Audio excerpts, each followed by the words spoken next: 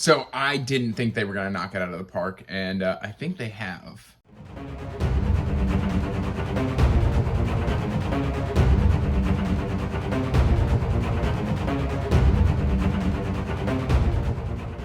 Hey everyone, welcome back to Andrew's Wizard of Reads, and as always guys, I am Andrew. And today guys, we are not talking about reads, we are talking about television adaptation, specifically One Piece. Before we get to that, please like this video and subscribe to the channel, as it does help the channel grow, and you can check the description box down below for all the links to my social media, including information about my Patreon.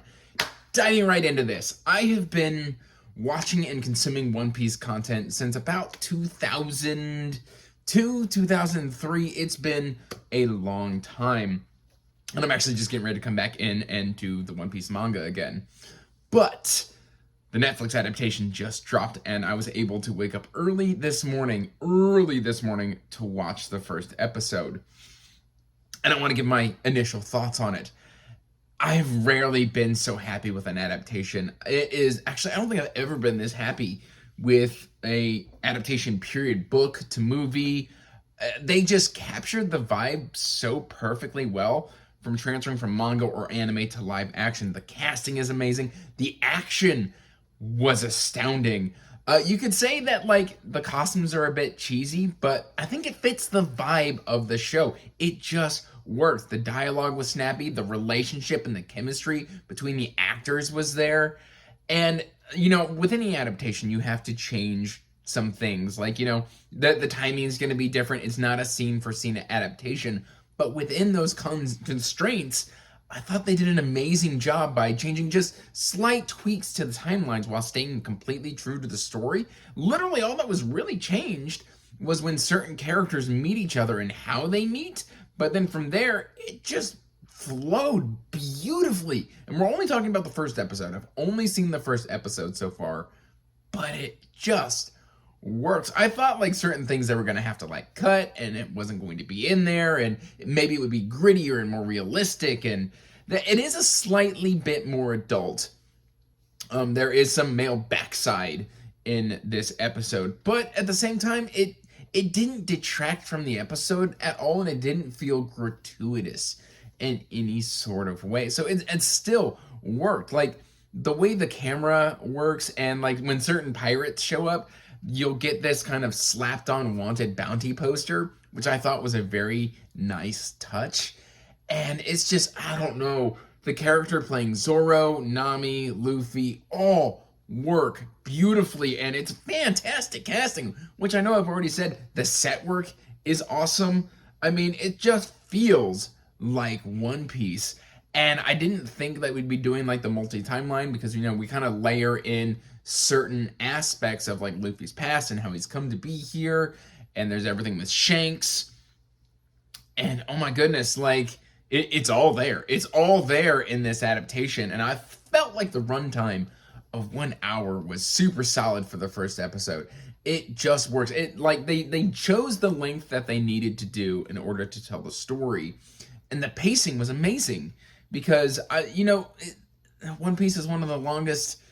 It's not the longest, but it's one of the longest mangas out there.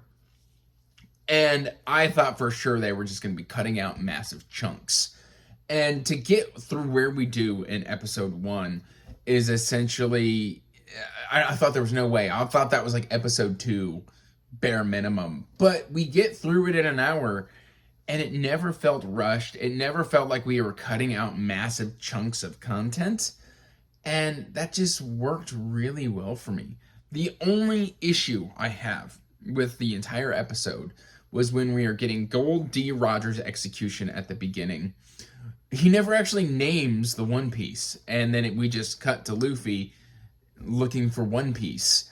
And so I felt like that was just a missed line, and with everything else being as perfect as it was, having Gold Roger say the line would have just been the icing on the cake. It would have made it an 11 out of 10 adaptation. We're already talking 10 out of 10 adaptation just on the first episode.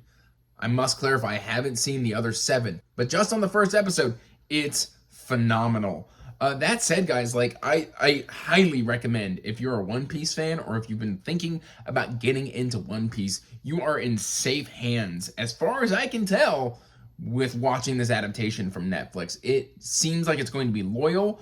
The special effects, which I thought were going to be cheesy, they're not like top tier, but at the same time, they still worked. So I'm here for it. Like, I'm so excited for the rest of this season. I literally don't know if I'm going to be able to finish all the books I'm reading next month because I'm going to be too busy watching this show.